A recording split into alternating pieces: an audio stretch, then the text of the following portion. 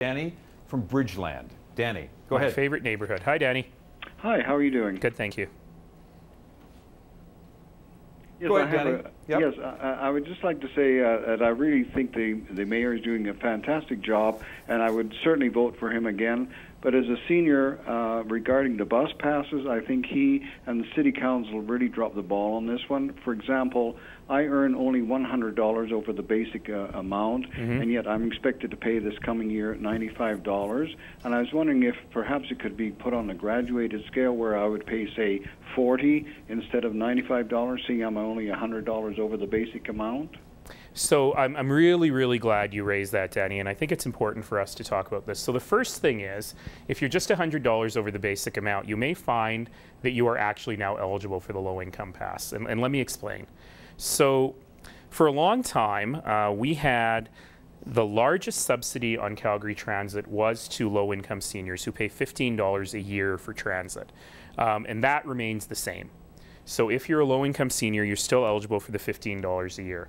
And in fact, what council did is they raised the income threshold this year. So about 6,000 more seniors are now eligible for the low-income pass. And I hope that you fall into that group, Danny, and it's worth checking. That doesn't it doesn't come into effect until next summer.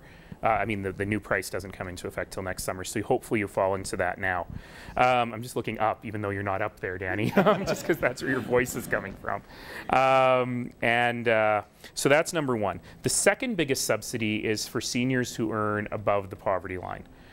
They used to pay $55 per year, and council chose to increase that to $95 per year. So from $5 a month to $8 a month.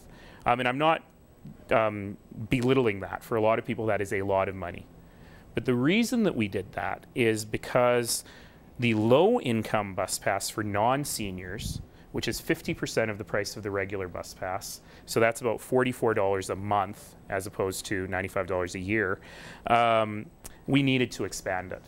There were far too many people living in poverty, working poor people, who were not eligible for that bus pass. And for a lot of these folks, this is one of the most significant expenses of their lives.